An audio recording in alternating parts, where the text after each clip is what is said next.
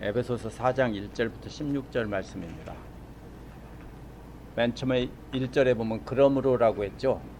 그리스도 안에서의 몸된 우리 안에 충만하신 영광이 교회 안에 함께 충만하게 되고 또 그리스도 안에서 그의 영광이 충만하게 돼야 함으로라는 말입니다. 그 앞에 나오는요 19절 20절에 나오는 말씀을 가지고 그러므로라고 말한 겁니다. 그래서 1장에서 3장이요 말씀 선포라면 4장에서 6장은요 가르침입니다. 그래서 1장부터 3장까지는 어떤 이런 신학적인 내용입니다. 그러니까 하나님은 이런 분이시고 예수님은 이런 분이시고 이렇게 하는데 이번에는 여기 4장부터는 우리는 그러므로 이렇게 살아야 됩니다. 이런 뜻입니다. 그래서 4장부터 에베소서 끝까지는 이렇게 살라라는 내용입니다.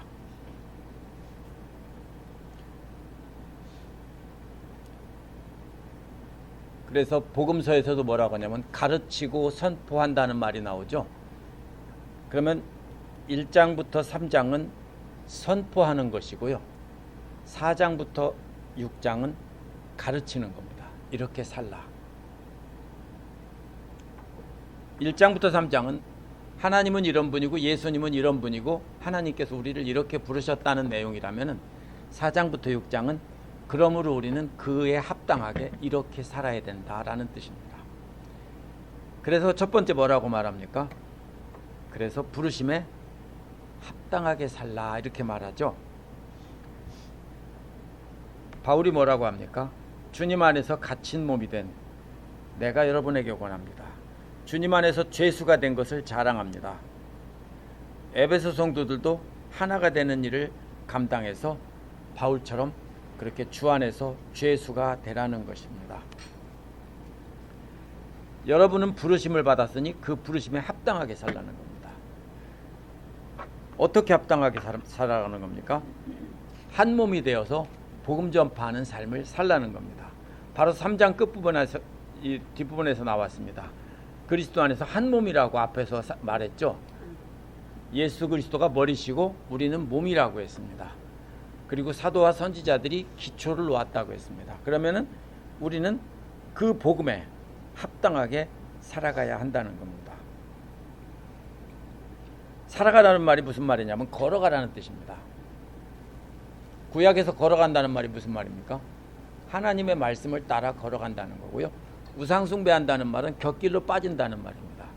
그래서 하나님 말씀이 주는 길을 따라 그대로 걸어가라는 겁니다. 그게 합당하게 살아가라는 말은 합당하게 걸어가십시오. 비틀비틀하게 어두운 뒷골목을 하지 말고 밝은 하나님의 영광의 길로 똑바로 걸으라는 뜻입니다. 삶을 그렇게 살라는 것이죠. 한글이나 영어 번역들은요 2절에서 3절도요 이 명령형인 것처럼 되어 있습니다. 근데 원어는요 1절의 명령에 속해 있는 설명입니다. 그냥 이것은 이렇게 하라가 아닙니다. 그럼 무슨 말이냐면요 첫 번째로 합당하게 어떻게 사는지 그것을 설명한 겁니다. 온유하고 겸손으로 깍듯이 대하십시오가 아니고요. 어떻게 합당하게 사냐? 겸손함과 온유함으로 깍듯이 대하면서 그게 합당하게 사는 것이라 이런 뜻입니다. 그래서 첫 번째는 뭐죠? 겸손이 뭐죠? 낮아지는 겁니다. 내가 높아지면 교만한 거고요. 내가 낮아지면 겸손한 겁니다. 왜 다툽니까? 100% 교회 안에서 다투는 것은 교만함과 겸손함 때문입니다. 그렇죠? 겸손하지 못하고 내가 나를 높이기 때문에 다투는 겁니다. 그렇죠? 내가 이런 사람인데 네가 나를 무시한다 라고 생각하고 상대는 또 내가 이런 사람인데 이렇게 생각하죠. 서로 생각이 다르기 때문에 교회 안에서 다투는 겁니다. 항상 자신이 높다고 합니다. 그래서 다툽니다. 나는 겸손해졌어 라고 하지만은 말과 행동으로만 겸손해졌지 실제로 마음은 겸손해지지 않았습니다. 그렇죠? 내가 높죠. 그러나 이 겸손해지라는 것은 내가 낮아지라는 겁니다.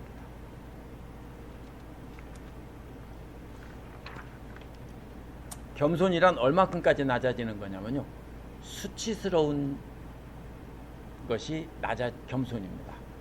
내가 얌전하고 겸손 이게 아니라 겸손이라는 말은 멸시받고 천대받는 그런 수준까지 낮아지는 것이 이 겸손이라는 말의 뜻입니다. 그러니까 한국말의 겸손과 여기에 나오는 겸손은 다른 것입니다. 여기서 나온 겸손은 수치스러울 정도로 낮아지라는 뜻입니다. 그럼 교회 안에서 가장 낮아진다면 화낼 일이 없죠. 무조건 참아. 예. 온유는 뭡니까? 그렇게 가난하고 짓밟힌 상대를 말합니다. 겸손이 능동적으로 자기를 스스로 낮추는 것이라면 온유는 뭐냐면요. 밟히면서 참고 있는 게 온유입니다. 겸손은 능동적으로 내가 낮아지는 거고요. 온유는 그렇게 낮아지니까 어떻게 해요? 사람들이 나를 더 무시해서 밟아요. 그것을 참고 견디는 것이 온유예요. 겸손과 온유는 한 쌍이에요. 나눌 수가 없는 거예요. 내가 겸손했는데 상대도 겸손해서 나를 높여준다. 그런 거 없어요. 그러면 그건 겸손이 아니에요. 그것을 기대하면 그것은 여기서 말하는 겸손이 아니에요. 여기서 말하는 겸손은 내가 낮아져서 비천해질 정도로 낮아지고 멸시를 받을 정도로 낮아졌는데 상대는 나를 밟아요. 그런데도 나는 낮은 상태로 있는 것이 겸손이에요. 그리고 그것을 참아 견디는 것이 바로 뭐예요? 온유예요. 그래서 겸손과 온유는 한 쌍이에요. 그래서 뭐라고 합니까? 한마디 덧붙이죠. 오래 참음으로 사랑으로 서로 용납하라고 했죠. 오래 참음과 함께 용납하라는 겁니다. 서로 사랑 안에서 이런 말입니다. 오래 참음이 뭐예요? 내가 겸손해지면요. 상대가 나를 밟아요. 그러면 온유라는 것은 그것을 참는 거라고 했죠.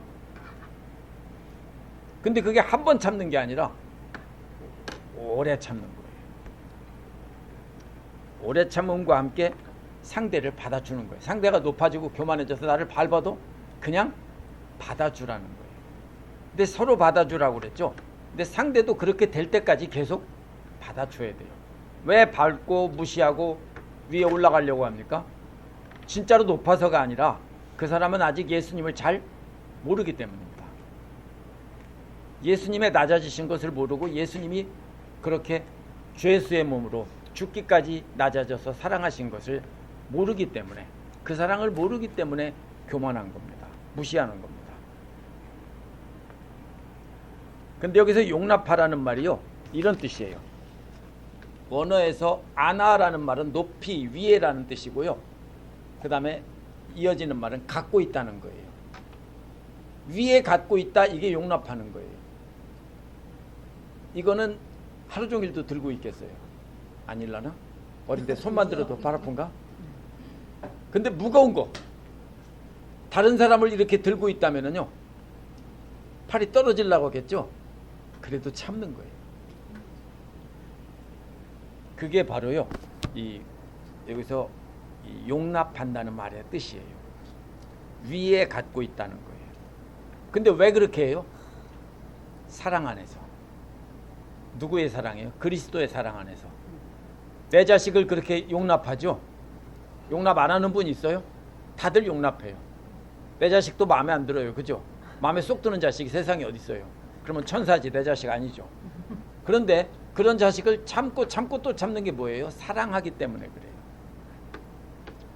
왜 교만하게 나를 짓밟는 사람을 내가 끝까지 참으면서 내가 낮아지면서 비천해지면서 높여줘야 되느냐면요, 사랑 때문에 그래요. 예수 그리스도의 사랑 안에서. 그렇기 때문에 서로 용납한다는 것은 단순히 겸손한 태도로 예의 바르게 대하라는 뜻이 절대로 아니에요. 근거는 사랑이에요. 예수님께서, 하나님께서 이스라엘 백성을 참으신 것이 바로 용납한 거예요. 계속 우상 숭배하고 대적하고 죽겠다고 하면 다시 살려주면은 또 좋아서 금방 또 돌아서서 우상 숭배하고, 이게 구약 성경 전체의 역사예요. 근데 하나님은 처음부터 끝까지 참으셨다고요. 그게 하나님의 사랑이에요. 예수님께서 제자들을 참고 또 참죠.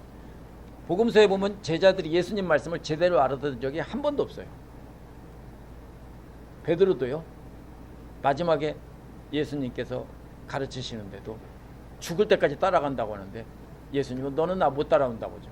금방 배신하고 3번이나 부인하고 가장 낮은 여자 종 아이한테도 3번 예수를 모른다고 부인하고 거짓말하고. 그게 베드로예요. 제자들은 한 번도 예수님의 말을 들은 적이 없어요. 근데 누가 참아줬냐면요, 예수님이 참아준 거예요. 부활하셔서 제자들을 찾아가서 만나주신 뒤에야 제자들이 이분이 진짜 하나님이구나 라고 그제서야 깨닫고 그제서야 순종하기 시작한 거예요. 그래서 사랑 안에서라는 말은 오늘 말씀 시작 부분에 나오고요, 또 16절 끝에도 사랑 안에서가 나오죠. 이게 보면은요, 여기다가 밑줄을 쫙 그어놔야 돼요. 왜냐하면은 여기서도 4장 2절에서도 이게 시작 부분인데요, 사랑 안에서예요, 원어는. 그리고 16절에서도 역시 사랑 안에서. 그럼 이 전체가 다 뭐예요? 한마디로 요약하면 사랑 안에서예요.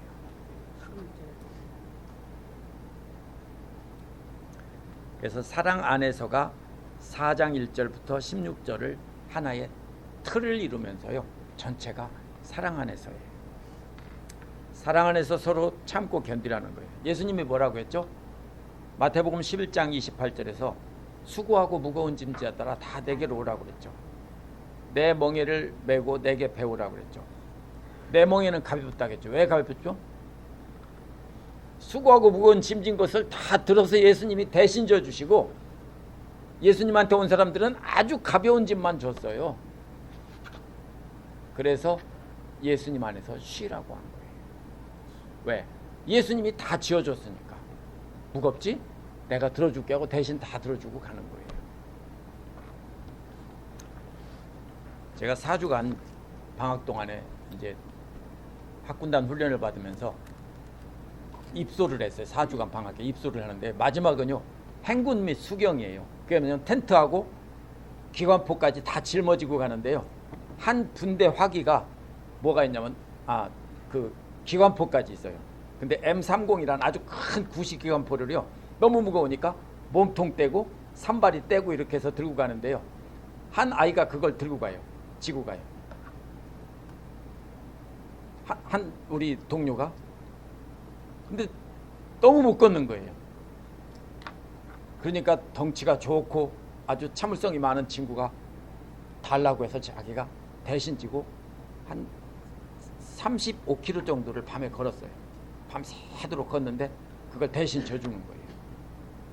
쉬울까요? 안 쉽죠. 자기 짐 다 지고 그 친구의 그 기관포까지 함께 짊어지고 어깨다 지고서는, 그리고 그 친구는 맨몸으로 따라오게 하고 가는 거예요. 그걸 봤어요. 그게 바로 뭐예요? 예수님이 말씀하신 수고하고 무거운 짐진 자들아 다 내게로 오라는 거예요. 왜? 그냥 예수님 앞에 와 있으면 가벼워지는 게 아니라 예수님이 대신 져주기 때문이에요. 아멘. 그게 용납한다는 말의 뜻이에요. 아멘. 바리새파 사람들은 권위적이고 거만한 태도로 사람들에게 짐을 져주고, 예수님이 뭐라고 했어요? 짐을 져주고 자기들은 손가락 하나로도 까딱하지 않는다고 했죠. 율법을 지키라고 막 말로는 가르쳐요. 자기들은 잘 지키는 것처럼 하면서 실제로는 볼 때만 지키고 안 지키죠. 이게 바리새파 사람들이라고요. 근데 예수님은 대신 져주시면서 참아주시고 용납해 주신 거예요. 이게 바로 바울은 지금 자기 말을 하는 게 아니라 예수님이 가르치셨던, 몸으로 보이셨던 그 사랑을 본받아서 상대방을 서로 용납하고 남을 떠받쳐주고 남의 짐을 대신 들어주고, 우리는 그들에게 무시당하면서 아래에서 이렇게 수치와 모욕을 당하고 참고 견디라는 거예요. 그러면은 교회가 다 좋은 사람만 있어서 하나 되는 경우는 없어요. 그런 경우는 있어요. 이렇게 되면 돼요. 비슷한 사람끼리 모이고요, 안 비슷한 사람은 다 빼내는 거예요. 그리고 수준이 비슷한 사람끼리 모여서 적당히 즐거워하고 자기들 관심사만 얘기하고 깊은 삶은 나누지 않고 서로 관여 안 하고 그렇게 살면 우리 교회 좋은 교회. 그런 교회들이 있어요. 왜? 그런 특별한 사람들이 모인 교회는요, 딴 사람들이 들어갔다가 아, 여기는 내 수준이 아니네, 나를 아무도 받아주지 않네, 그러면 도로 나가요. 그렇게 되면은 좋은 교회예요. 그래서 우리 교회는 그렇게 좋은 교회라고 자랑하는 분들을 몇 번 봤어요. 그런데 그건 좋은 교회 아니에요. 그건 끼리끼리 모인 교회죠. 좋은 교회는요, 우리 교회 같은 교회가 좋은 교회예요. 아멘. 왜요? 모든 사람이 다 모여 있어요. 당연히 이상한 사람도 있고 헌신하는 사람도 있고 다 섞여 있는데, 그래야 떠받들죠. 다 떠받들면 어떻게 해요? 서로 떠받들어주면 그건 천국에 가서 일이고요. 이 땅에서는 안 되는 사람들을 참고 견디며 떠받들어 주는 것이 교회예요. 우리를 부르신 것도 그걸 하라는 거예요. 그게 1, 2절의 내용이에요. 3절에서 뭐라고 합니까? 성령이 여러분을 평화의 띠로 묶어서 하나 되게 해주신 것을 힘써 지키십시오. 이것도요, 독립된 문장이 아니라 바로 이 합당하게 살아가라는 것을 설명한 건데요. 성령의 하나됨을 최선을 다해 지키면서 뭐 하라는 거냐면 합당하게 살아가라, 이런 말이에요. 지키십시오가 아니에요.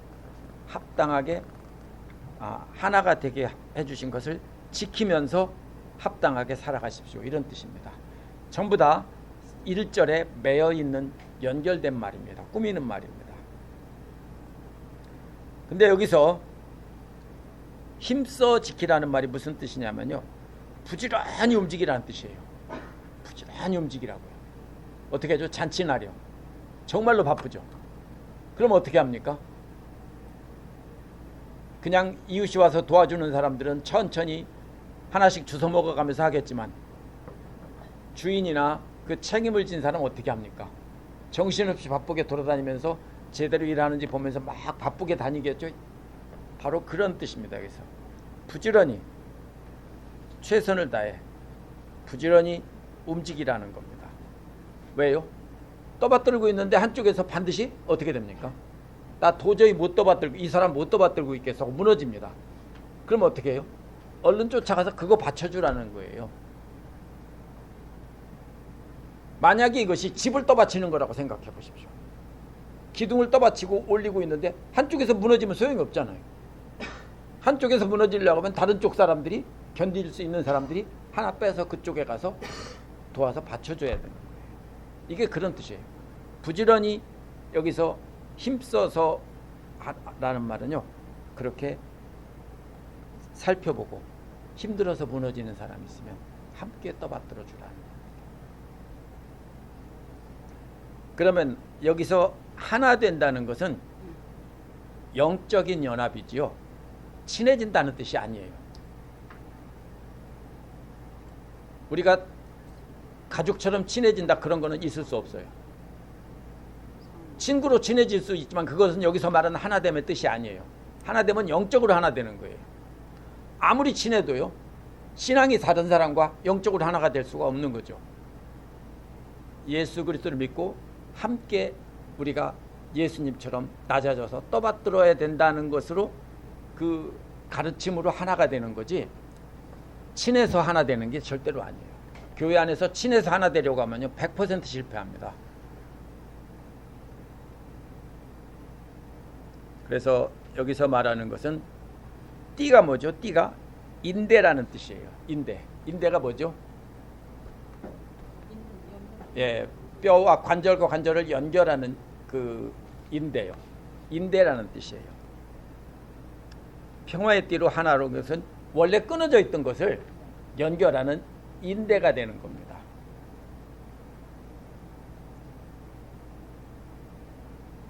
근데 평화의 띠라고 했죠. 그러니까 평화가 바로 인대가 되는데, 그리스도의 평화가 인대가 되는 겁니다. 그래서 그리스도의 몸 전체를 이루는데요, 뼈와 뼈, 마디마디가 다 연결이 되어 있는데, 그것이 바로 그리스도의 평화로 연결되지 않으면 그 몸된 교회는 무너지는 거예요. 그래서 교회를 사람의 몸으로 비유하고 예수 그리스도를 머리로 비유한 겁니다.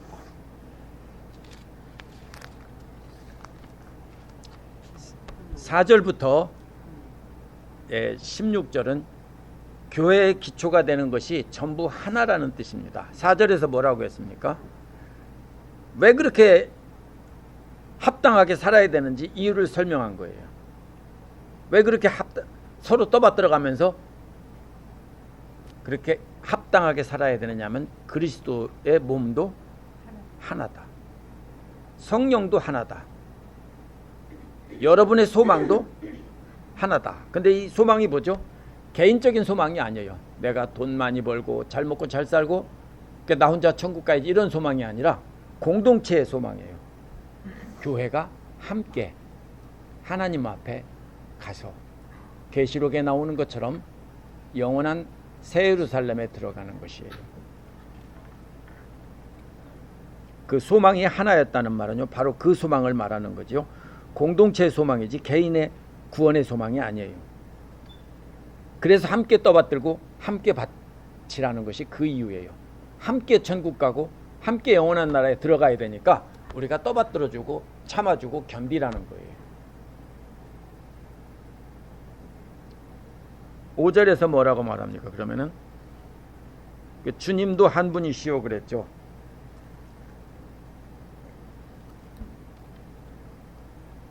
주님이 누구죠? 구약에서는 100% 하나님만 주님이라고 그랬어요. 근데 신약에서 예수님을 주님이라고 하기 시작했어요. 그래서 여기서는 주님도 한 분이요. 그러면 뭐죠? 하나님이나 예수 그리스도나 다 한 분이라는 뜻이에요. 또 뭐라고 했습니까? 그 다음에 믿음도 하나라고 했죠. 믿음이 뭐죠? 침례를 받을 때 예수만이 나의 주라고 고백하는 것이 믿음이에요. 예수가 나의 주라고 고백하는 것이 믿음인데 그 믿음을 한 믿음이라고요. 똑같은 믿음을 가졌어야 돼요. 또 뭐라고 하죠? 침례도 하나라고 그랬습니다. 이 세 가지는 개인적인 구원에 초점이 맞춰져 있습니다. 믿는 사람이 내가 주님을 한 분이신 하나님을 믿습니다. 예수님과 성령님과 하나님이 성부, 성자, 성령의 하나님이 한 분이라는 걸 믿습니다. 이것이 믿음이에요. 주님이 한 분이요. 또 그 믿음도 역시 하나고 또 그렇게 해서 받은 침례도 하나라는 겁니다. 뭐가 먼저입니까? 주님이라고 한 분이라고 고백하는 것이고요. 그 믿음을 갖는 것이고 그 다음에 마지막으로는 공동체 앞에서 침례를 받으면서 그것을 고백하는 겁니다. 그래서 이 세 가지는요. 개인적인 구원에 초점이 맞춰져 있어요. 영접하고 믿고 그 다음에 사람들 앞에서 교회 앞에서 고백하는 것. 6절은요. 하나님도 한 분이시고 하나님은 모든 것의 아버지시요 모든 것 위에 계시고 모든 것 통하여 계시고 모든 것 안에 계시는 분입니다 라고 했죠.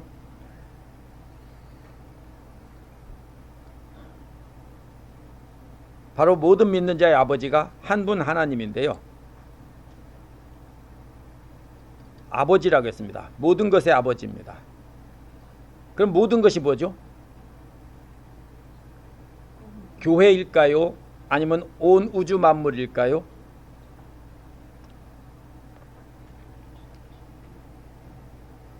여기서 보면은 로마서 9장 5절에 보면은 그리스도는 모든 만물 위에 초월해 계신다라고 했습니다. 그러면 아버지도 모든 것의 아버지도 모든 사람뿐 아니라 모든 우주 만물 위에 초월해 계시는 아버지라는 뜻일 수 있습니다. 그런데 여기서 위에 계시고 이 말은 이런 뜻이에요. 이게 위에 있는 거예요. 이 에피라는 전치사인데요. 영어에도 에피라는 말이 붙어 있으면 표면이라는 뜻이에요. 어디서 나옵니까? 에피데믹, 팬데믹 이 말 들어보셨죠? 에피라는 말은 널리 표면에 전체에 퍼져 있다는 것이고 팬데믹은 전체 모두 이런 뜻이에요. 그래서 첫 번째는 위에 계신다는 말은 모든 것 만물 위에 계신다는 거예요. 표면에. 그 다음에 두 번째는요, 통하여 계시고, 이거는 디아라는 말인데, 영어에서도 디아라는 말이 붙어 있는 것은 서로 통한다는 뜻이에요. 디아 어떻게 합니까? through라는 말이 through. 그리고 모든 것에 다 관통해서 속에 계신다고요. 속에 관통해 계신다고요. 위에 초월해 계시면서 우리의 높은 분이시지만 또 우리의 모든 속을 꿰뚫어서 통과해 계시는 분이라는 뜻입니다. 세 번째는 또 뭡니까? 안에 계신다고요. 내재해 계신다는 겁니다. 안에 계십니다. 이게 하나님의 속성이에요. 하나님은 모든 것 위에 초월해 계시고 모든 것 안에 통하여 계시고 관통하는 거예요. 그러니까 다 안에 있다는 것은 교회 안에 우리 모두 안에 내재해 계십니다. 어떻게 한 분이 그렇게 할 수 있느냐?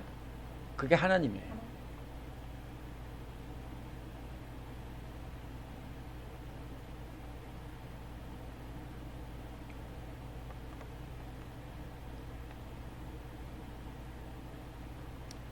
오세기 사본에 보면은요, 여기에 우리라는 말이 추가가 되어 있어요.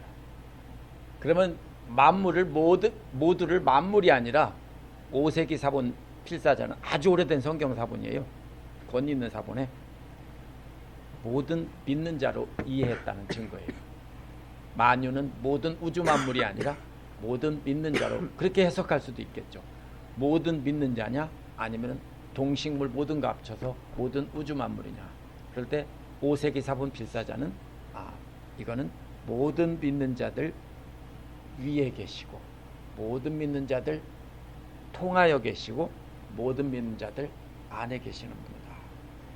이렇게 이해할 수 있어요. 그래서 하나님은 모든 믿는 자 위에 계시면서 주관하시고요. 하나하나 통과해서 방문하시면서 아시는 분이라는 뜻이에요. 집집마다 찾아다니면서 다 아시는 분이죠. 그리고 모두의 안에 항상 계셔요. 그러니까 떠받들어야 된다.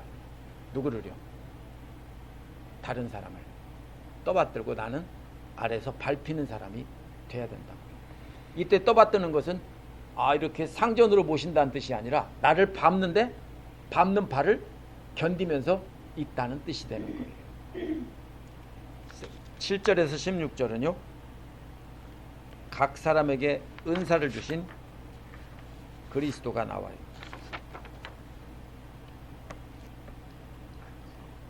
그래서 하나님께서는 우리 각 사람에게 그리스도께서 나눠주시는 선물의 분량을 따라 은혜를 주셨습니다 라고 했죠.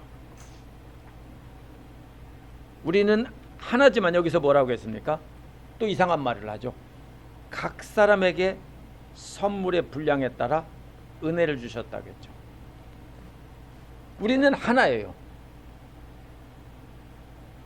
그런데 하나님은 공산주의자가 아니에요. 하나라고 해서 똑같이가 아니라 각 사람에게 따로따로 선물을 주셨다고요. 각 사람이다. 그게 7절의 말의 의미예요. 그래서 13절에 나온 대로 그리스도의 충만함의 그 분량에 따라 충만함을 따라 13절에 충만하신 경지에 이르기까지 그렇게 됐죠. 그리스도의 충만함을 따라서 선물을 주셨어요. 근데 이 선물이라는 말은 신약 성경에서는 항상 영적인 선물에만 쓰여요. 이 말은 본래 선물이라는 뜻인데 영적인 선물에만 반드시 쓰입니다. 여기서 은혜라고 했죠. 은혜와 선물은 결국 같은 것인데요. 말은 다른 말이에요. 은혜가 그리스도의 선물의 분량을 따라 각 사람에게 줬다고요. 이 선물은 구원의 선물이 아니고요. 어떤 선물일까? 그러면 앞에서 떠받들어서 하나 되게 하는 그 선물이에요. 교회가 하나 되게 하는.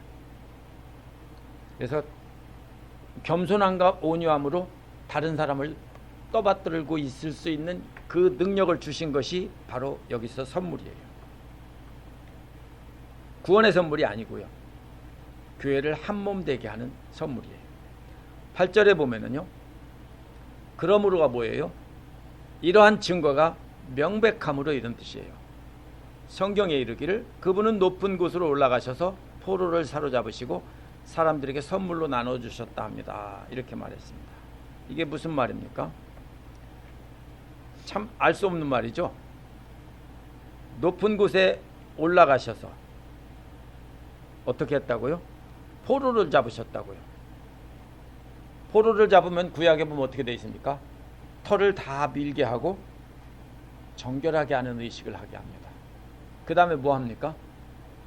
일을 시키죠. 이게 무슨 얘기냐면 레위인들 얘기예요.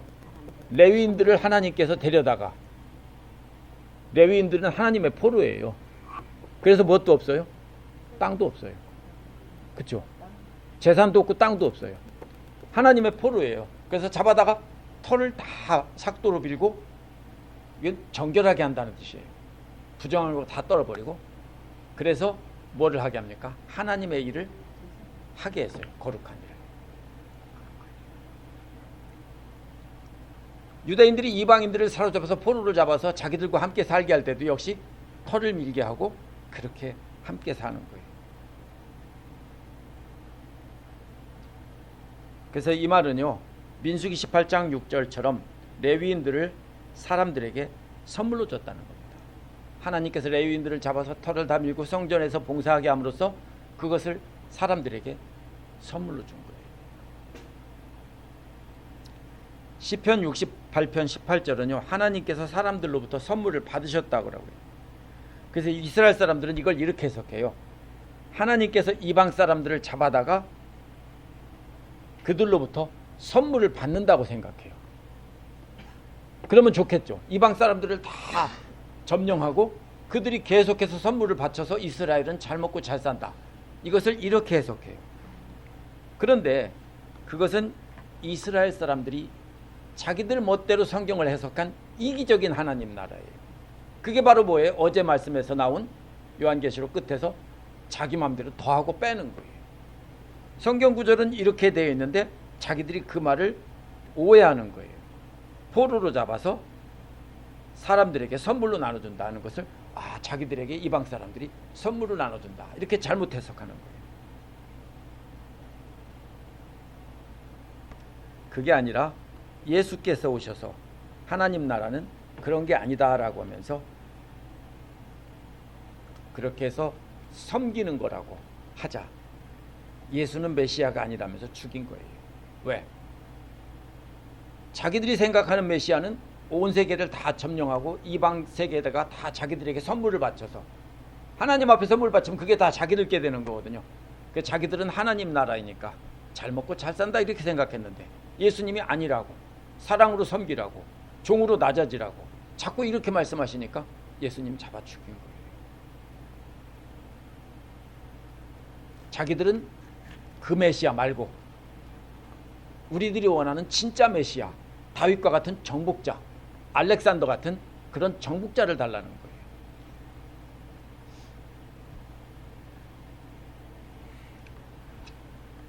그래서 이 시편 68편에서 이 말이 나왔는데요, 이것은 이방 사람을 포로로 잡은 배경이 아니라 민수기 8장 18절이 배경이에요. 하나님께서 레위인들을 전신을 삭도로 밀게 하고 의복을 빨게 하고 몸을 정결하게 해서 바로 하나님의 일을 시켰는데, 마치 죄수를 삭발하고 옷을 다 벗긴 다음에 새로운 옷을 입히는 것과 똑같아요. 민수기 18장 29절에 이렇게 돼 있어요. 너희 형제 레위인을 택하여 내게 돌리고 너희에게 선물로 주어 회막의 일을 하게 하였다, 이렇게 말했습니다. 레위인들이 포로예요. 땅도 없고 자기들 재산도 없고 성전에서 노예처럼 일만 하죠. 대신에 뭐예요? 성전에서 나오는 걸로 먹고 사는 거예요. 그게 구약에 나오는 레위인이에요. 그래서 이스라엘 백성들에게 선물로 줬다라고 하는 거예요. 섬기는 일을 하게 해서. 9절에서 뭐라고 하죠? 그런데 그분이 올라가셨다고 하는 것은 먼저 그분이 땅의 낮은 곳으로 내려오셨다는 것을 말하는 것이 아니고 무엇이겠습니까? 올라가셨다는 말은 내려오셨다는 증거라는 거예요. 그렇죠? 예수님이 다시 집으로 올라가셨다. 그러면 언젠가는 내려왔다는 뜻이 된다는 말이죠.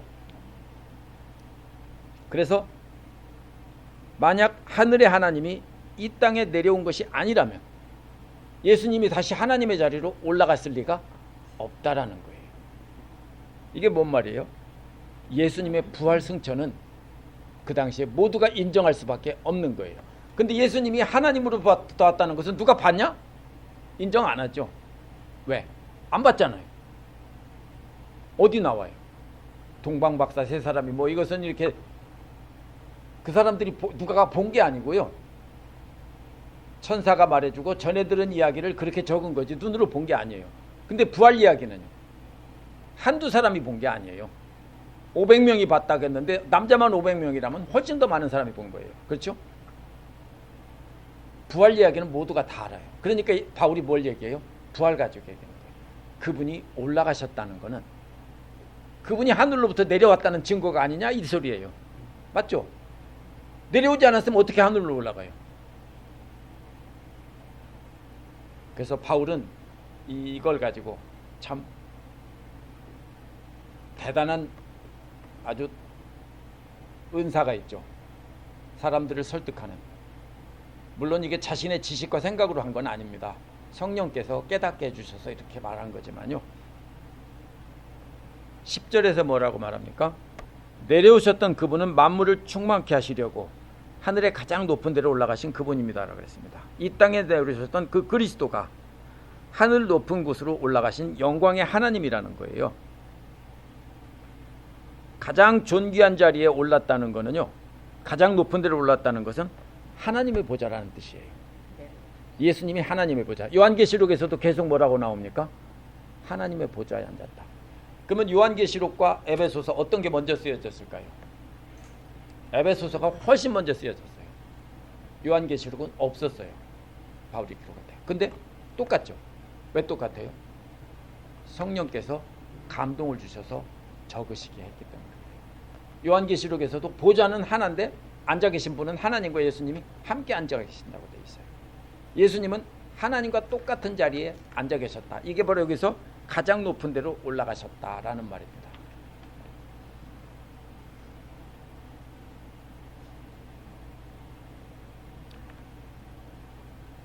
그래서 뭐를 했다고요? 만물을 충만하게 했다라고 하는 겁니다. 충만하게 하시려고. 무슨 뜻입니까? 하늘과 땅을 모두 그리스도의 통치로 충만하게 하려는 겁니다. 무슨 뜻입니까? 모든 하늘과 땅에 있는 모든 존재들이 그리스도를 찬양하고 경배하는 것이 충만입니다. 요한계시록에도 그게 나오죠. 그래서 모두가 다 찬양하는 장면이 나오죠. 그게 충만입니다. 가득 차 있는 겁니다. 모든 만물을 그리스도를 경배하고 찬양하는 것으로 사람으로 충만하게 하시려고 가장 높은 데로 올라가셨다는 겁니다. 그래서 하늘과 땅을 모두 통치하시는 분이에요. 바로 그 영광의 주께서 선물을 주셨는데 그 선물이 바로 뭐냐면요, 우리 보고 교회를 떠받치라는 겁니다. 견디라는 겁니다. 발표도 참고 견디고 낮은 자리에서 겸손히 섬기라는 겁니다. 근데 자꾸 밟히면 비참해지면 어떻게 됩니까? 내가 이러려고 교회 나왔나 하면서 이제 자꾸 나를 자꾸 높이려고 하니까 뭡니까? 우리 마음속에서 자꾸 서운한 마음이 들고 속상한 마음이 올라오는 거예요. 근데 그리스도께서 그것을 견딜 수 있는 마음을 주신다고요. 그래서 그게 선물이라는 거예요. 11절에서 뭐라고 말합니까? 그래서 어떻게 줬냐면요, 그 선물이 뭐냐? 각 사람에게 줬다겠죠? 어떤 사람에게는? 선물. 뭐예요? 사도로. 사도란 말은 이런 말입니다. 보냄을 받았다는 뜻인데요, 반드시 예수 그리스도의 지상사역을 목격하고 예수님이 지상에서 살아계실 때 따라다니면서 함께 배운 사람이어야 됩니다. 이게 사도의 자격입니다. 두 번째로 죽으심과 부활을 목격하고 증인되라고 예수님이 마태복음 28장에서 말씀하신 너희는 땅끝까지 증인이 되라, 그 명령을 받은 사람이 사도예요. 그래서 이 땅에서 사역과 그 부활의 목격을 안 한 사람은 사도 자격이 없어요. 그래서 바울 보고 사도냐 아니냐 가지고 따지는 이유가 바울은 지상사역에서 예수님을 따라다닌 적이 없어요. 그래서 자꾸 바울 보고 사도가 아니라고 하는데 바울은 자꾸 자기가 사도라고 그러죠. 왜? 부활하신 주님에게서 자기는 직접 배웠고 직접 보냄을 받았으니까 자기는 사도다라고 자꾸 주장하는 거예요. 근데 사람들은 자꾸 사도가 아니라고 바울은 그러죠. 근데 우리가 착각하는 게 자꾸 12사도만 사도라고 그래요. 그건 상징이에요. 12이란 이스라엘의 12지파를 상징하는 모든 하나님의 백성을 대표하는 12제자를 12사도라고 부른 것이고, 그들만이 사도가 아니에요. 사도는 많아요. 그게 사도예요. 그러면 사도는 바울 시대는 이미 나이가 많은 사람들이겠죠. 왜냐하면 예수님 돌아가신 뒤 상당한 시간이 흐른 뒤니까 나이가 조금 먹은 사람들이고요. 예언자는 뭡니까? 예언자는 하나님께서 주신 말씀을 점치는 사람이란 뜻이 아니고요, 전하는 사람이란 뜻이에요. 예언이 뭐예요? 하나님의 뜻을 말하는 게 예언이에요. 미래를 점치는 게 아니에요. 우리가 예언한다고 하면 미래를 알아맞추는 걸 점치는 걸 예언이라고 생각하는데 성경의 예언은 그게 아니에요. 미리 말한다는 뜻이에요. 미리 뭘 말해요? 하나님께서 하실 일을 미리 말하고 하나님의 뜻을 말하면서 그 말에 순종하면 살고 순종하지 않으면 죽는다. 이게 예언이에요. 그게 예언자예요. 어떤 사람은 복음 전도자로, 이게 누굽니까? 나가서 믿지 않는 사람들에게 예수 믿으라고 말하는 복음 전도자, 선교사 같은 사람들이겠죠. 그 다음에는 목사와 교사. 이거는 한 단어예요. 전치사가 하나밖에 없어요, 여기에. 그러니까 이런 말이에요. 영어로 말하면 the preacher and teacher 이렇게 돼 있는 거예요. 만약 the preacher and the teacher 하면은 두 사람이에요. 그렇죠? 근데 the preacher and teacher는 한 사람이 두 가지 역할을 맡았다는 뜻이에요. 여기서 목사와 교사라는 말은 관사가 하나밖에 없어요. 그러니까 바로 이것은 목사라는 말이 아니에요. 이거는 그냥 알기 쉽게 번역한 거고 목자예요. 위에다 짝 하나 그어도 돼요. 목사가 아니고 원어는 목자예요. 양을 먹이는 목자. 성경에는 목사라는 말이 여기 딱 한 번 나오는데요, 목사라는 말은 성경에 없어요. 이거는 목자예요. 목자가 뭐 하는 사람이죠? 먹이는 사람이에요. 목자 역할이 뭐예요? 양털 잘 다듬어주고 목욕시켜주고 꽃단장 시켜주는 사람이 아니라고요. 목자의 임무는 뭐예요? 데리고 다니면서 물 잘 먹이고 풀 잘 먹을 수 있는 애들을 데리고 다니면서 잘 먹게 하는 게 목자예요. 그 다음에 교사는 뭐예요? 가르치는 거예요. 그럼 뭐예요? 목자라는 말은요, 예수 그리스도의 복음을, 말씀을 가지고 먹이는 사람이 목자예요. 교사는요, 그걸 가지고 지켜 행할 수 있도록 본을 보이는 게 교사예요. 우리가 교수와 교사는 달라요. 교수들은 가르치기만 하지만 학교 교사들은요, 뭐를 합니까? 가르칠 뿐 아니라 가르친 것을 행동으로 할 수 있도록 함께 하면서 어떻게 합니까? 가르치죠. 그래서 여기서 가르친다는 말은 주로 행동과 관련이 있어요. 목사는 말씀으로 먹인다는 뜻이고요, 목자는, 교사라는 것은 그것을 할 수 있도록 훈련시키는 거예요. 그러면 이것이 가르치는 거예요. 지금 제 아내가 우리 집 고양이들 이빨을 닦이고 있어요. 근데 하려고 할까요? 안 하려고 할까요? 안 하려고 하죠.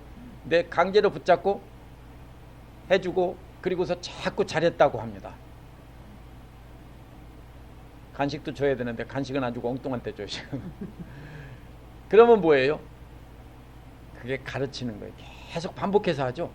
어제도 닦이고 오늘도 닦이고 내일도 닦이고 자꾸. 그러니까 이제 갈수록 거부감이 줄어들죠. 처음에는 한 번 닦이면 도망가고 그 다음 날은 이 닦인다고 하면 다 도망가서 다 숨어버렸는데 지금은 그렇게 멀리 도망가지 않습니다. 이 가르친다는 말은 그거예요.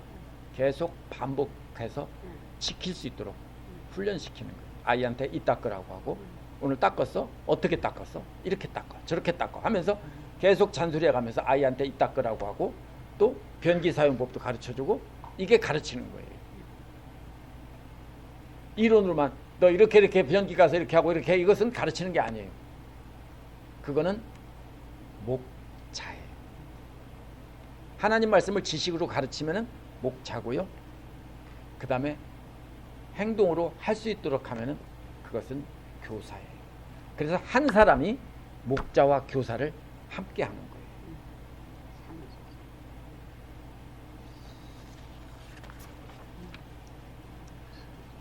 근데 다 다르죠, 이렇게 교회 안에. 근데 그것을 뭐예요? 다 다른 선물을 주셨다고요. 어떤 사람한테는 사도의 은사를 주셨고, 어떤 사람한테는 바로 예언자로, 복음 전도자로, 어떤 사람은 목사와 교사로 세우셨어요.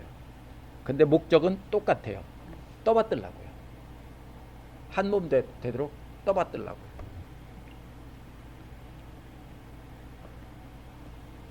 12절에 보면요, 그것은 성도들을 준비시켜서, 이게 엄청나게 잘못된 말이에요. 이걸 가지고 이렇게 합니다. 이렇게 앞에서 어떤 사람들이 교회 직분자들을 세우는 것은 나머지 성도들을 준비시켜서 봉사하게 하는 거다. 이게 아니에요. 성도라는 말은 뭐예요? 앞에서 나온 사역자들이에요. 앞에 나온 사역자들이에요. 사도, 예언자, 복음 전도자, 목사와 교사, 이 사람들이 다 성도예요. 그 사람들을 준비시켜서 봉사의 일을 하고 그리스도의 몸을 세우게 하려는, 떠받들게 하려는 거예요. 이렇게 훈련시켜서. 이것을 공식적인 오늘날 목사나 전도사 이런 사람이라고 생각하면 안 돼요. 그것은 후대에 나온 이야기예요. 교회가 제도화되면서 나온 것이고요. 캐톨릭 교회에서부터 시작된 것이고요.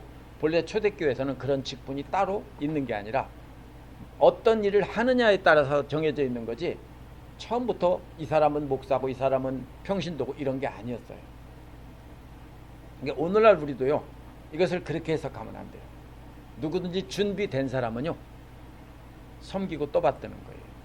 그러면 바로 그 사람이 내가 공식적으로 제가 교회에서 가르치는 자격을 가지고 있다라고 해서 저만 가르친다가 아니에요. 물론 공식적으로 성경 공부나 설교는 제가 하지만 개인적으로 만나서 가르치고 이거 하는 것은 각자가 다 할 수 있어요.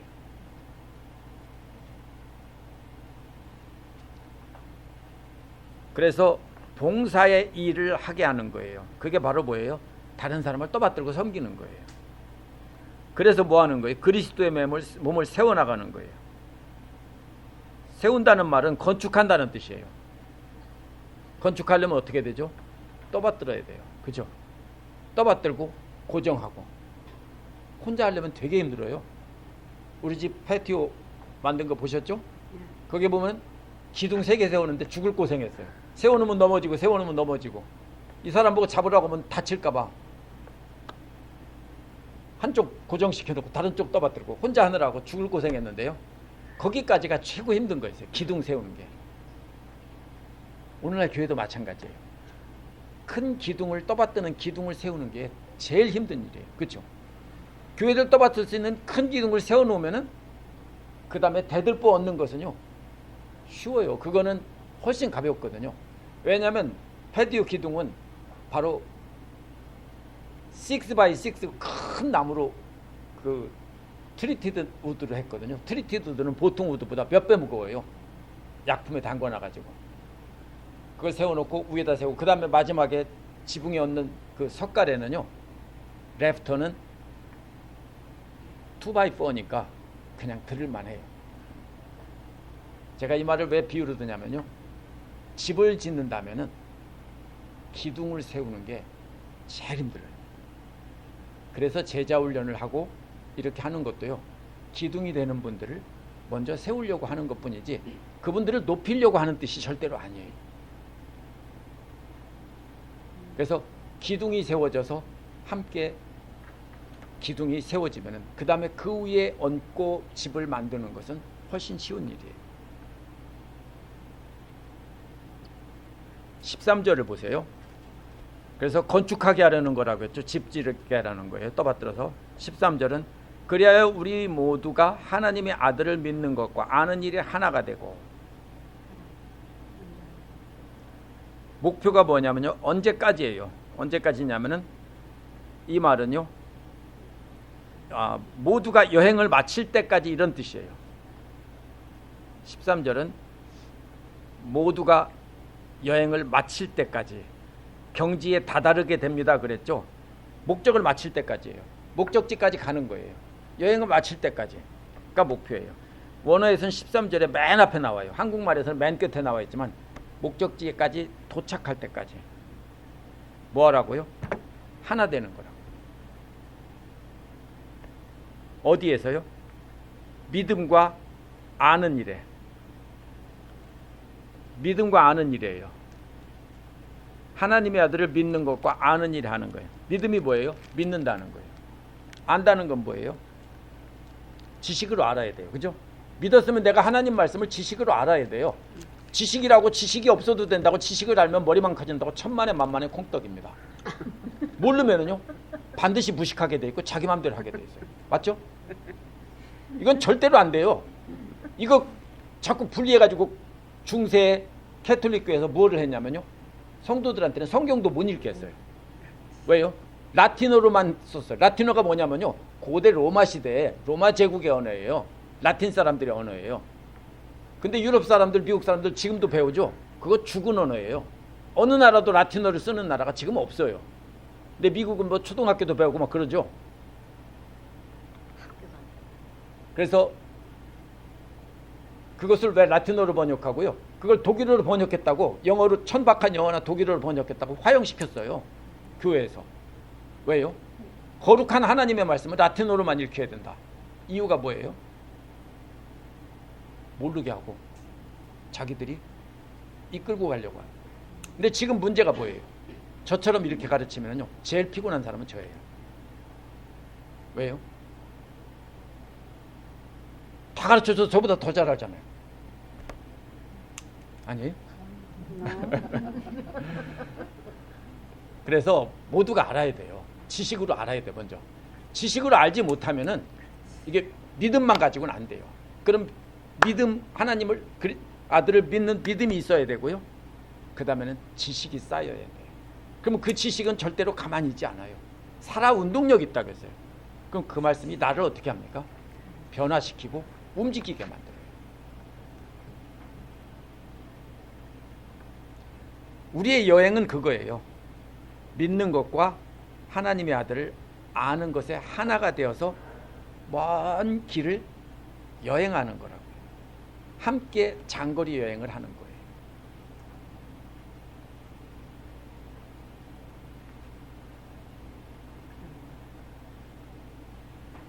알라바마 어디 가면 그런 게 있다고 하더라고요.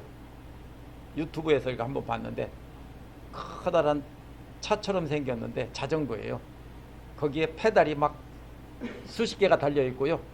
거기에 바처럼도 차려 있고 그거를 발로 비벼서 길거리를 돌아다니는 거를 이렇게 모빌에도 있다고 하더라고요. 봤어요, 이거. 직접 보진 않았는데 예를 들면 그런 것과 같은 거예요. 함께 여행을 가는데 함께 비비죠. 근데 한 사람이 힘들면은 못 비비면 누가 비빕니까? 다른 사람이 더 비벼서 함께 여행을 하는 거예요. 그렇죠? 저와 제 아내가 2인승 자전거를 타는데요. 막말로 말하면 뒤에서 안 비벼도 끝이에요. 그렇죠? 안 비비면은 이제 뭐냐면 그 릭샤라고 하나 그 베트남 같은 데 가면 인력거처럼 태워주는 자전거가 되는 거예요. 근데 열심히 비벼요. 저 힘들까 봐. 그렇게 함께 열심히 비비죠. 만약에 제가 힘들면 어떻게 해야 됩니까? 만약에 그렇게 간다면 제 아내가 열심히 비벼서 가고 제 아내가 힘들면 제가 열심히 비벼 가겠죠. 그렇게 해서 함께 여행하는 것이 바로 교회라는 거예요. 그래서 13절은요 여행한다는 의미예요. 믿음, 하나님의 아들을 믿는 것과 아는 일이 하나가 돼서 함께 목적지까지 여행한다, 이런 뜻이에요. 그런데 여행의 단계가 다 달라요. 어떤 사람은 막 시작했고 어떤 사람은 이미 마치는 단계에 와 있고 어떤 사람은 아직도 여행 중이에요. 물론 믿음의 여정은 평생 가는 거지만 여기서 말하는 것은 성숙한 그리스도인, 아직 아기 같은 그리스도인, 이런 걸 말하는 거예요. 함께 섞여 비벼요. 보면은 그런 자전거 있죠. 4인승, 5인승 자전거가 있는데 아이들 뒤에 태우고 다 태우는 자전거가 있죠. 제가 또 전번에 다 그려놨었는데요. 그렇게 되면 어떻게 됩니까? 약한 아이들은 부모가 비비는데 끌려가는 거겠죠. 따라가는 거지만 그래도 아이들도 비벼서 그 나름대로 조금씩 보탬이 될 수 있는 거예요. 교회는 바로 그런 곳이에요. 그렇게 해서 함께 하나가 돼서 여행하는 거라고요. 얼만큼요? 그리스도의 온전한 사람이 돼서 그랬죠. 온전한 사람이 뭐냐면 어른이란 뜻이에요. 다 컸다고요. 완전하다는 뜻이 아니고 어른이란 뜻이에요. 반대는 뭐예요? 애기예요. 신생아. 반대는 다 자란 어른. 이런 뜻이에요. 어른이 됐다고요. 장성한 어른 키만큼. 어른 키만큼 자란다는 거죠. 그래서 그 키가 뭐예요? 그리스도의 충만하심의 키만큼. 그러니까 많이 자라야 되는 거예요. 그죠? 그리스도의 충만하신 그 키만큼 자라야 된다는 뜻이에요. 그래서 14절에서는 뭐냐면 그 반대 얘기를 하는 거예요. 그리스도의 충만하신 만큼의 그 키가 만큼 갈 때까지 우리가 여행의 길을 가야 된다면은 그 반대는 뭐냐? 14절에 나오죠. 더 이상 어린아이로 있어서는 안 됩니다. 여기서 어린아이는 젖먹이 같은 아이들이에요. 그래서 거센 파도에 이리저리 휘말리는 떠다니는 모습이에요. 그래 뭐라겠죠? 온갖 교훈의 풍조에 흔들리거나 이리저리 밀려다니지 말아야 됩니다. 하나는 파도에 떠밀려가는 거고요. 두 번째는 어린아이처럼 끌려다니는 겁니다. 그래서 흔들린다는 말은 파도에 흔들리는 거고요.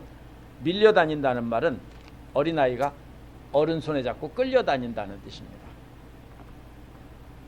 두 가지죠. 세상의 풍조에 떠밀려다니고 세상 따라 사는 사람들이 바로 그예요. 남진 유행 따라 사는 것도 제멋이라겠죠. 그게 바로 여기서 딱 이 말이에요. 그래서 이 세상 거센 풍조에 세상에서 풍조가 뭐죠? 다 돈이죠. 결론은 돈이에요. 그죠? 높은 계급, 성공 다 결론을 보면은 미국이나 한국에서 다 돈이에요.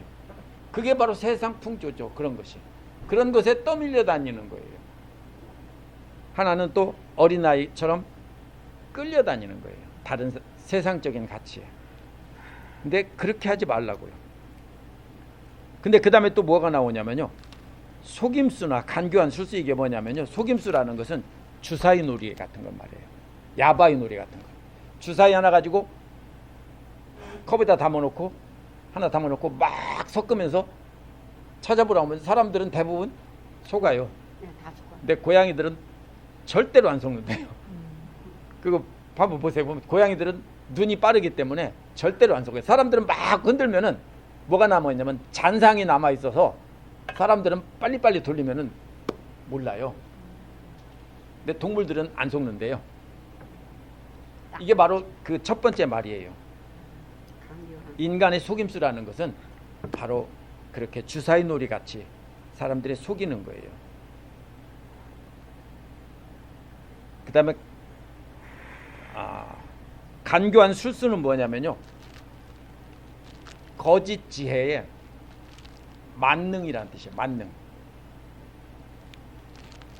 거짓 지혜가 만능. 그래서 이게 뭐냐면 세상. 그런데 결론은 뭐냐면 이 두 가지가 다 야바이꾼 사기 같은 거예요. 그것들에 끌려다니는 것이 바로 우리가 뭐냐면 세상 풍조에 따라서 사는 거예요.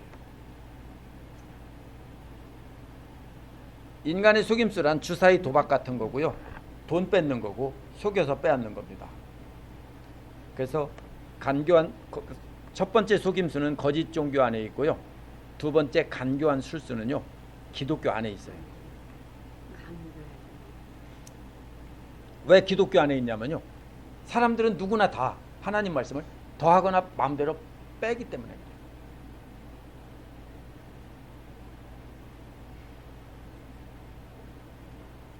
오늘 아침에 오면서 제 아내가 차 안에서 말했어요.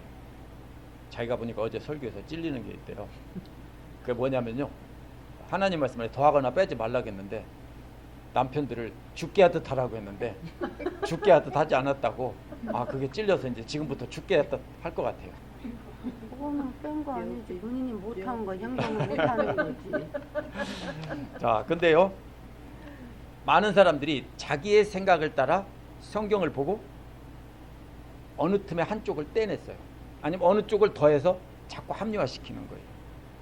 그것이 이제 뭐냐면요, 여기서 보면은 그 간교한 술수에 해당하는 말이에요. 예를 들면 이런 게 있어요. 기독교 안에서 11조는 구약의 율법이고 예수 그리스도를 믿음으로 폐기되었다. 그러니까 교회에서 11조를 받으면 안 된다라고 주장을 해요. 왜 그렇게 말할까요? 소득에 11조 없으면 죽을까요? 안 죽어요. 만약에 5분의 1을 하라면 어떻게 돼요? 죽을지도 몰라요. 그죠? 이건 심각한 타격이에요. 20분의 1을 하라고 하면요, 그거는 별로 상관이 없어요. 왜냐하면 20분의 1은요 어떤 타격이 없어요. 우리 사람들 가장 부담이 되는 숫자가 뭐냐면 10분의 1이에요. 10분의 1이 되면은 가볍지도 않고 그렇다고 너무 무겁지도 않고 이래요. 그래서 구약에서는 11조는 이런 뜻이에요. 레위 지파는 토지가 없으니까, 하나님의 종이니까 모든 것 뺏기고 아까 삭발했다고 했죠. 그래서 너희들이 10분의 1씩 다 내놔. 그렇게 해서 레위 지파를 이렇게 하도록 한 거예요. 그러면요, 구약에서 율법이 폐지됐으니까 오늘날도 11조 필요 없다라고 하면 저는 그렇게 생각 안 합니다. 그렇게 하면 어떻게 되냐면요, 오늘날 교회는요 거의 대부분이 다 문을 닫습니다. 왜요? 아무리 큰 교회도 마찬가지예요. 왜? 교회 예산의 대부분은요 11조예요.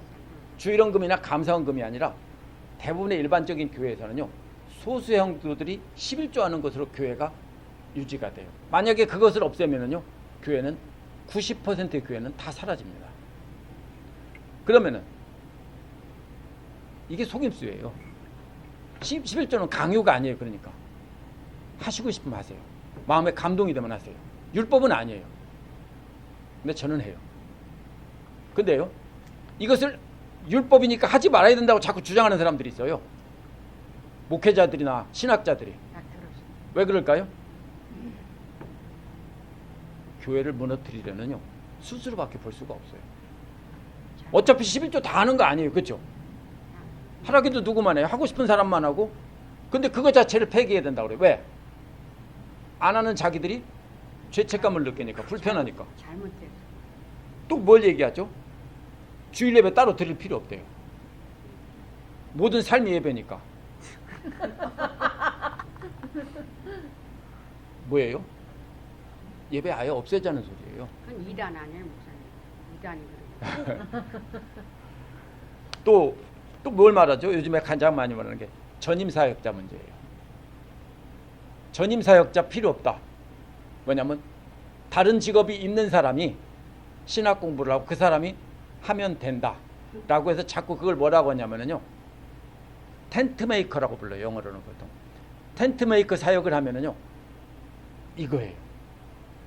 제가 아는 목사님이요 그 텍사스 유니버시티의 교수였었던 분이 있어요. 그분이 뉴올리언즈 신학교 그 시리포트 분교에서 텍사스에서 공부하면서 교수하면서 거기가 가까웠나 봐. 시리포트하고 그 텍사스에서 교수를 하면서 그 신학교 대학원에서 공부를 했어요.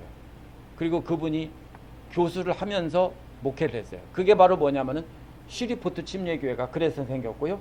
그 다음에 알렉산드리아 침례교회가 그분으로 인해서 생겼어요. 문제가 뭐였냐면요 그분은 돈을 안 받았어요. 그러면 알렉산드리아 교회에 제가 처음에 갔을 때 뭐라고 하냐면요 허리케인 때 그 피난을 가서 몇 개월 다녔거든요. 옛날에는 그 목사님, 이 목사님이 있을 때는 우리가 돈이 이렇게 많았는데 전임사역자를 모시고 나니까 돈이 다 없어졌다 그래요. 그래서 목회자를 마치 뭐 취급해요? 도둑 취급해요. 뭐가요? 잘못됐어. something wrong이에요. 뭐가 맞냐면요 이거는 전임 사역자 필요 없다가 아니에요. 근데 그분은요, 나중에 그 아리조나 어디죠? 피닉스인가? 거기 가서 마지막에 목회하다 돌아가셨어요. 근데 그분은 가는 데마다 존경을 받아요. 왜? 이게 잘해서가 아니에요.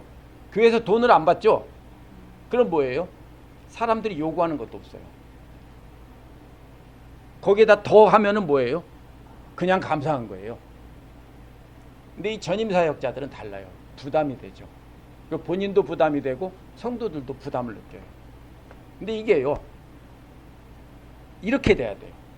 형편이 어려운 교회에는요, 텐트 메이커가 필요해요. 맞죠? 그러나 형편이 된다면 전임 사역자가 있어야 돼요. 왜? 제가 일주일 동안 거의 쉬지 않고 계속 보통 사람보다 훨씬 많은 시간을 일해도 바빠요. 왜 바쁘냐면요, 아무도 안 찾으면 안 바빠요. 근데 누가 아프다고 하면은 병원 가면 갔다 오면 하루 걸려요. 그렇죠? 좀 떨어진 데 병원에 한 번 갔다 오면 하루 걸려요. 무슨 일이 있으면은 가야 되고 이렇게 하다 보니까. 근데 파트타임 사역자라면은 뭘 못하냐면은 많은 것을 못해요. 첫째로 말씀 준비를 잘 못하고, 그 다음에 이런 것을 못하니까 대충 할 수밖에 없어요. 왜냐하면 한번 생각해 보세요. 풀타임으로 다 일하고 나머지 시간에 한다? 언제 해요? 그러면 결국 골병이 드는 것은 뭐가 골병이 드냐면 성도들이 골병 들 수밖에 없어요. 우리 교회도 마찬가지예요. 앞으로는요, 우리 교회도 분명히 점점 약해지고 언젠가는 사라질 겁니다. 왜냐하면 뉴올리언즈 10개가 넘는 교회들이 20개가 넘는 교회가 거의 다 사라졌어요. 지금 모든 도시마다 작은 도시에 한인들이 많지 않은 교회는 지금 교회가 다 사라지고 있어요. 문제는 10년 후냐 20년 후냐 30년 후냐 그것밖에 없어요. 그럼 언젠가는요, 풀타임 목사를 못 뽑을 때가 될지도 몰라요. 그때 누가 있어야 되냐면요, 파트타임으로 이렇게 텐트 메이커가 와서 그걸 할 수 있으면 좋겠죠. 꼭 필요해요. 근데 그것만 옳다라고 하면은요, 이게 바로 뭐냐면요, 잘못하는 거예요. 그게 바로 뭐냐면요, 속임수고요, 바로 간교한 술수예요. 오늘날도 계속해서 제가 몇 가지를 얘기했는데, 예를 들자면 그런 거예요. 기독교 안에서 속임수로 교회를 무너뜨리려고 하는 사람들이 많이 있어요. 15절에 뭐라고 했어요? 그렇게 하지 말고 그럼 어떻게 해야 되냐? 우리는 사랑 안에서 진리를 말하고 살면서 모든 면에서 자라나서 머리가 되시는 그리스도께까지 다다라야 된다고 했어요. 뭐 하면서요? 사랑 안에서 진리를 말하면서요. 사랑이 없이 진리를 말하면 뭐예요? 이거는 대학 철학 교수가 말하는 거는 똑같아요. 맞죠? 그리스도의 사랑 안에서 진리를 말해야 돼요. 그러면서 뭐 해요? 자라가야 돼요. 자라난다는 말은요, 식물이 자라나는 것을 뜻하는 말이에요. 식물이 자라듯 자라는데 어디까지 자랍니까? 그에게까지, 그리스도에게까지 자라야 돼요.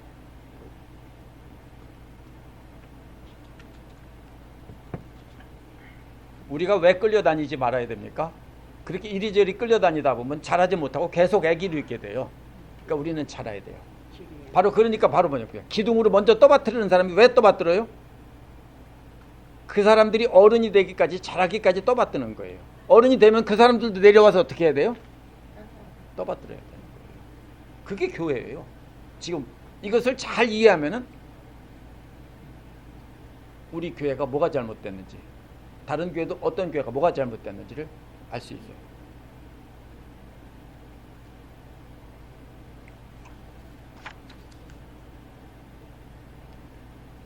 그러니까 말로 가르치면, 사랑 안에서 가르치지 않으면 교만해져서 가르치는 사람은 위에 서려고 그래요. 그래서 사랑 안에서 진리를 말하는 거예요. 겸손하게 낮은 자리에서. 그래서 2절에서 그 사랑이 바로 뭐냐면은 온유와 겸손과 오래 참음으로 그리스도께서 본보이신 거예요. 16절에서 뭐라고 말합니까? 온몸 머리신 그리스도께 속해 있으며 몸에 갖추어져 있는 각 마디를 통하여 연결되고 결합됩니다 그랬어요. 그래서 그리스도는 머리예요. 그래서 우리가 그리스도 안에서 성장하지 않으면은 안 맞는다는 거예요. 그렇죠? 부품을 사왔는데 안 맞는 부품을 샀어요.